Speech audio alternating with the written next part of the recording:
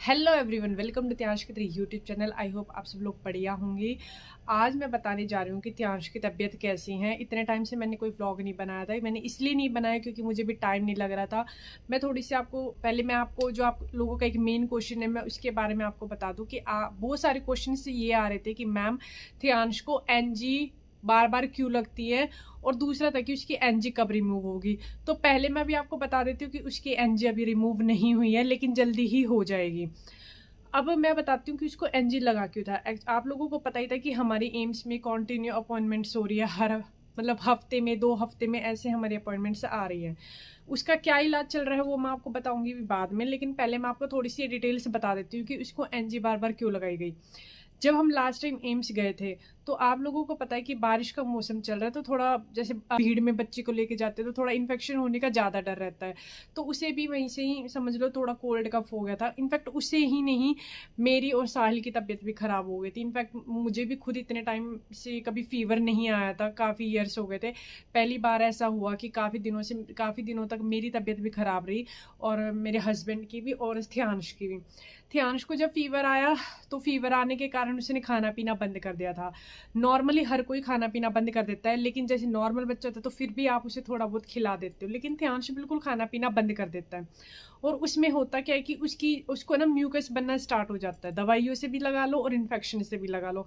जब म्यूकस ज़्यादा बनता है तो वो सोलो नहीं कर पाता, और जब वो खा नहीं पाता, आराम दूध नहीं पी पाता, जब वो हम उसको ज़बरदस्ती दूध पिलाने की कोशिश भी करें तो दूध नहीं पी पाता। और दूध नहीं पी पाता इसके कारण उसे मतलब वो लंग्स में दूध चला जाता है, जैसे खांसी आने स्टार्ट हो जाती है तो उससे निमोनिया होने का डर रहता है।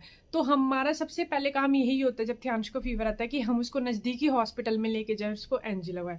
आप सोच रहे होगे कि एनजी इतना मतलब बड़ा वो है। देखो, आप लोगों के लिए मैं समझ सकती हूँ कि बड़ा है, मेरे लिए भी था। जब फर्स्ट टाइम थियांश को एनजी लगना था तो डॉक्टर ने भी मुझे मेंटली प्रिपेयर किया था, क्योंकि मैं भी एग्री नहीं कर रही थी कि नहीं, नाक से ट्यूब कैसे लग सकती है, ऐसे कैसे खाना जा सकता है। मेरे मन में भी बहुत सारे क्वेश्चन थे। तब डॉक्टर ने मुझे अच्छे से समझाया था, और हाँ, वो थियांश के लिए ठीक भी है। और दूसरा मैं आपको बता दूं कि भाई जब मैं समझ सकती हूँ कि आप लोगों को देख के थोड़ा अजीब लगता है कि नाक से ट्यूब लगी हुई है, बच्चे को कितनी तकलीफ हो रही होगी ये वो, लेकिन आप मेरा विश्वास करो, वो उसको तकलीफ देने के लिए नहीं है, वो उससे उसको आराम मिलता है।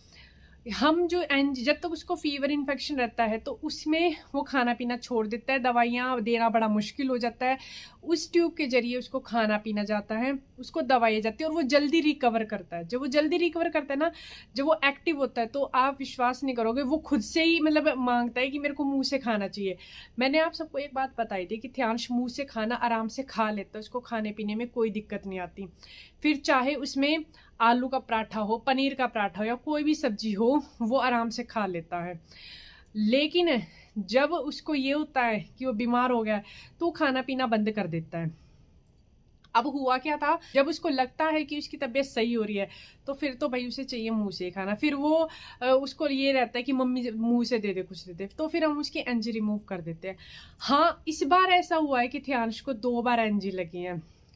पहले तो वो इन्फेक्शन हुआ था उसके कारण, दूसरा उसकी कुछ मेडिसिन चेंज हुई थी उसके कारण। वो पूरी डिटेल्स मैं आपको बताऊंगी कि क्या हमारी एम्स में हमारा ट्रीटमेंट चल रहा है, हमने वहाँ पे क्या शुरू करवाया है, नहीं करवाया है, या हम अभी भी गंगाराम ही जा रहे हैं। वो डिटेल्स में मैं आपको पूरी एक्सप्लेन करूँगी। आप लोगों को बिल्कुल भी ये नहीं सोचना कि फिर थियांश को पाइप लग गया है, अब थियांश फिर से बीमार हो गया है। तो मैं आपको बता दूं वो बिल्कुल अभी ठीक है। और उस एनजी हमने सिर्फ इसलिए रिमूव नहीं किया क्योंकि कुछ दवाइयों के साइड इफ़ेक्ट्स आ रहे हैं, तो हमें डर है कि कभी फिर से कोई ज़्यादा तकलीफ ना हो जाए। उनको बड़ी तकलीफ से बचाने के लिए हमें ये छोटा सा एक काम करना पड़ता है कि उसको ट्यूब लगवानी पड़ती है। आई नो नॉर्मल पेरेंट्स के लिए ये चीज़ें देखना आसान नहीं है, लेकिन हमें हमारे साढ़े 4 साल का एक्सपीरियंस है। हम 4.5 साल से ये चीज़ें देखते आ रहे हैं, तो हम इसके लिए मेंटली प्रिपेयर हैं कि हमें क्या करना है बच्चे के लिए, क्या नहीं करना। हमें जब भी लगता है कि थियांश को कोई प्रॉब्लम हो रही है, या उसको मतलब सबसे पहला हमारा जो काम होता है उसको हॉस्पिटलाइज ना करवाना हमें पड़े, उसके लिए हम सबसे पहले किसी भी पास वाले हॉस्पिटल में जाके उसको एनजी लगवाते हैं। और जिस हॉस्पिटल में हम जाते हैं वो लोग अच्छे से जानते हैं, और डॉक्टर से ध्यांश को कि अच्छा ध्यांश आया है, अब क्या हो गया शेर को, ऐसे करके बातें करते हैं। मतलब अच्छा लगता है कि डॉक्टर्स भी जानते हैं, बड़े आसानी से लगवा लेता है। हाँ आज भी मतलब एज अ मदर समझ लो, आज भी मैं ध्यांश को एनजी लगते हुए नहीं देख सकती। तो जब भी ध्यांश को एनजी लगता है तो मैं बाहर आके बैठ जाती हूँ। अंदर इसके पापा ही होते हैं, वो ही देखते हैं जब ध्यांश को एनजी लगता है, मैं नहीं देखती। हाँ जब लग जाता है तो हम लोग अपन आराम से घर आ जाते हैं। एक दो दिन में, 3 दिन में ध्यांश रिकवर कर जाता है। मैक्सिमम 5-6 दिन उसकी एनजी रखते हैं, फिर हम रिमूव कर देते हैं। नॉर्मली क्या होता है मैं आपको बताती हूँ। अब आप सोचोगे कि जो मैं आपको बताने जा रही हूँ कि उससे अच्छा तो यही है कि हम उसे एनजी लगवा दें। अब आपने देखा होगा फॉरेन में, इंटरनेशनल क्या होता है कि भाई वहाँ पे लोग बच्चों को, जो स्पेशल बच्चे होते हैं उनको पैग ट्यूब लगवा देते हैं। Peg tube, PEG peg tube. Peg tube क्या होती है, वो पेट से लगती है ट्यूब। जब पेट से ट्यूब लगती हैं तो उसमें छोटा सा एक छोटी सी सर्जरी होती है, शायद कुछ 1-1.5 घंटे की। उसमें उसको अंडर ऑब्जर्वेशन रखा जाता है, फिर उसके थ्रू ही बच्चे को खाना दिया जाता है, सब कुछ दिया जाता है। एक बार जब ध्यांश को 2-3 साल पहले जब ध्यांश को बार बार एनजी लग रही थी, मतलब उसका एस्पिरेशन बिल्कुल ठीक नहीं हो रहा था, उसका जो म्यूकस बन रहा था वो सही नहीं हो रहा था, तो डॉक्टर ने ये चीज़ हमें भी एडवाइस की थी कि आप वो कर लो। उस टाइम मैं शौक में थी, मैं सिर्फ यही कहती कि माता रानी प्लीज़ पेट से ना लगे, पेट से ना लगे, क्योंकि पेट से लगना बड़ा ही डिफिकल्ट होता है, उसमें भी इन्फेक्शन का बहुत ज़्यादा डर रहता है। इसमें भी है, जब ध्यांश को लगती है तो हम लोग बहुत ही प्रिकॉशन लेके चलते हैं, लेकिन उसमें और ज़्यादा डर रहता है। और फिर वो मतलब मैं उस चीज़ के लिए तैयार नहीं थी, और इन फ्यूचर मैं मतलब भगवान वो वाला टाइम ना लेके आए। तो वहाँ पे क्या करते हैं, वहाँ पे नॉर्मली बच्चों को पैग ट्यूब लगवा देते हैं, उसमें से ही खाना जाता है, दवाई जाते हैं, सब कुछ जाता है। तो आप सोचो उस जो मतलब कंटिन्यू लगे रहने से बढ़िया है कि आप थोड़े दिन लगा के नोज से थोड़े दिन लगा के उसको एनजी ट्यूब, उसको उसका इन्फेक्शन सही किया जाए, उसको ठीक किया जाए, ताकि वो नॉर्मल हो जाए फिर से। तो इसलिए मैं यही सोचती हूँ कि वो मतलब कोई बड़ी समस्या ना हो, तो इस वजह से हम लोग उसको इसी में ही कर लेते हैं कि बस ये इन्फेक्शन सही हो जाए। अभी उसको लगी हुई है एनजी, लेकिन हाँ 1-2 दिन में रिमूव हो जाएगी। इनफैक्ट हम अब तक कर भी देते हैं, लेकिन उसकी कुछ मेडिसिन नहीं चल रही है, तो उससे उसको सलाइवा ज़्यादा बन रहा है। तो हमें ये है कि कभी फिर से खाना पीना ना छोड़ दे, जो हर पेरेंट्स का एक डर होता है। हमें बस यही है कि कभी फिर से खाना पीना ना छोड़ दे, इस वजह से हमने उसको कंटिन्यू अभी ट्यूब की हुई है, लेकिन जल्दी ही उसकी रिमूव हो जाएगी।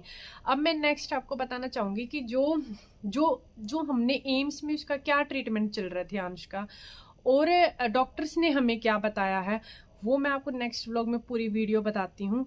आई होप आपको उस वीडियो से काफ़ी मदद मिलेगी, क्योंकि एम्स ने हमारे चक्कर तो बहुत कटवाए हैं और हमें घुमाया भी बिल्कुल ऐसे है कि भाई कभी हम जा रहे हैं। एक दिन तो लिटरली मैं वहाँ रोने लगी, मैंने कहा ये हो क्या रहा है भाई, पूरा दिन बैठ गए, पूरी पैकिंग वैकिंग करके जाओ और फिर वापस अपने घर आ जाओ। तो बहुत ही वो था, तो मैं वो पूरी डिटेल्स आपको एम्स की इसमें बताती हूँ। पर डॉक्टर बहुत अच्छे हैं, बहुत ही अच्छे। जितना विश्वास मैंने डॉक्टर सबरवाल के ऊपर किया था, उतना ही विश्वास मैं डॉक्टर प्रशांत जौहरी के ऊपर कर सकती हूँ। बहुत ही अच्छे डॉक्टर है।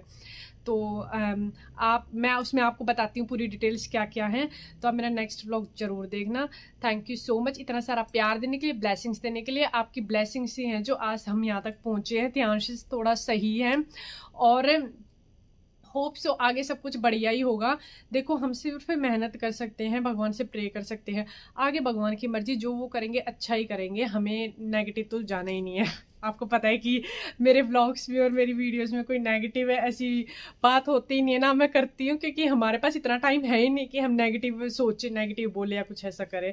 तो आप सब लोग मेरे साथ पॉजिटिव हैं तो मुझे और पॉजिटिविटी मिलती है, मुझे मोटिवेट करते हो, कहीं ना कहीं मैं आपको करती हूँ। Thank you so much. तो मिलते हैं आपको नेक्स्ट व्लॉग में। Okay bye bye.